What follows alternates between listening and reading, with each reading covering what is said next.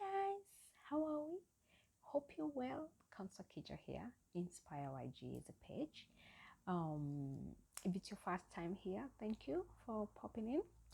And please don't forget to subscribe and share with your networks as well. Leave a comment down below as well if what I share resonates with you. And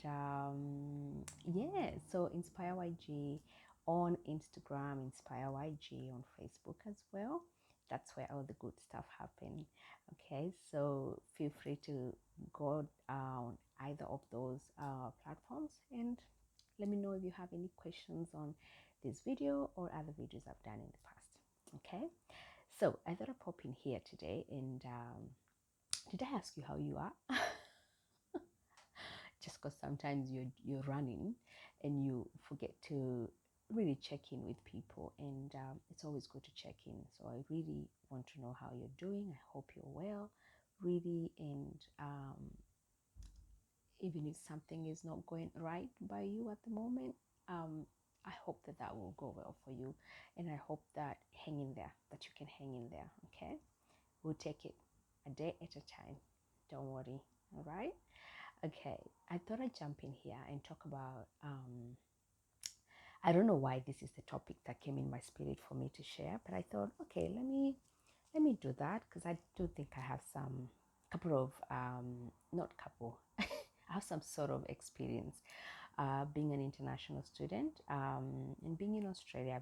I moved from a country called Kenya in East Africa, and I moved here a couple of years ago, and I came here as an international student. So there are a couple of things that I've encountered, experiences that I've had as an international student, that I feel that this platform is a very good place to be able to share that information with you. Okay, so I thought I share this, and I have some notes here. I have my book. Oh, I'm shaking the camera and stuff. I've got some few dot points here. So it's actually just 5 points. I want to talk about some of the things to consider while choosing the course to study in Australia. So what I know, this is a very broad topic, and that's why I just said 5 points, because I know if I start talking about this topic, we can be here until next year. Okay. let's just narrow it down to 5 points for today. So 5 things to consider while choosing the course to study in Australia. One of them, I wrote timing. Why I say timing in okay, what I wanted to mean was, let's assume you're coming to do a bachelor's. I think this will differ depending on whatever you're doing. You're doing a bachelor's, or you're doing a master's, or you're doing your PhD. Now, if you're doing your bachelor's, from my experience, what I saw was, unless you're coming from mostly English-speaking countries that are sort of recognized in Australia, for example, the UK, America, or Canada, or New Zealand, unless you're coming from those kind of countries, and I think South Africa is also somehow exempted as well. And so if you're coming to do your bachelor's, from experience, what I realized was it's actually better to just come directly from high school. Let's say you're coming from any other country abroad. If you're coming from, let's say, Africa or Asia, or all these countries where maybe Australia universities don't recognize the education system or the credentials from those countries, I found that it's actually better if you came directly from high school. Okay, so coming directly from high school or directly from like a college. So you don't have to do a degree in your country, if like a bachelor's, if you're really thinking of coming here to do a bachelor's. Because what happens is, especially if you're doing the same course, what you did in your country will not be recognized here. And so it's almost like you're doing the same thing twice. You know what I mean? So my experience, what I felt was, it's better if you just come directly and just do your degree from here. The good thing about Australian degrees, they're recognized in probably all over the world. So chances are you might probably even use that more than you might use the one you had previously, depending on where you're coming from. Passion. Now, I wrote passion as a second point because, yes, you might just come and do any course, but I feel like studying in itself, it's not an easy thing, and especially in Australia where plagiarism is taken very seriously. So plagiarism is where you copy things. So let's say you get an assignment, you go on Google or Wikipedia, or you copy someone else's assignment. That's plagiarism, or literally just taking somebody else's work and taking credit for it.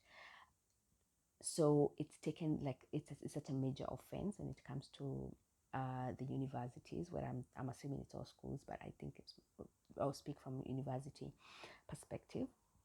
And so you definitely have to study. It's not always easy. It's doable, very doable, but it's not always easy. So if you're not passionate about the course you're doing, it's going to probably be twice or thrice as hard. You will find it, because I find that the more passionate you are about something, not the easier it gets, but the easier it might feel, and the journey might be smoother, as opposed to doing something you're not passionate about, right? That point is university pathways. So university pathways, I think I've spoken about them in the past, and probably I would do a more elaborate video on university pathways. So what this means is we have institution called TAFE in Australia. Sorry, and what happens at TAFE is TAFE has really it has all courses. Majority of courses that are offered in universities are offered at TAFE as well. Not all of them, obviously, but majority of them. And what happens at TAFE, education is more practical. And so you end up getting more practical skills, but at the same time, you also have, if you use that TAFE pathway, which is what I did, you do your diploma, and then from diploma, now you go to university and do your degree. What TAFE does for you, they give you credits. For example, I checked their website before I did this video, and on their website they have pathway for nursing. You can actually do your nursing at TAFE, like your diploma or certificate and diploma, or diploma only, and then you get 80 credits. So those credits, they're transferable. You transfer them to university, and that means you can actually go to university in second year, as opposed to starting from first year. And so the other advantage is that you also get the advantage of having lower tuition fees, or at least lower affordable. It's an affordable way of studying, or an affordable way of acquiring your degree. So if you can manage to get through the pathway, it's even much better for you. The other thing I thought about, the other reason to consider is the university you're going to. Why? Because universities have every university has something they offer that another doesn't, and so it's always good to check the added advantage of the university you're going to. So for example, things like scholarships or sponsorships, or other opportunities like networking opportunities. What is that university doing? Because your life is not just about studying and doing exams. You literally are a human being, and you have life outside of school.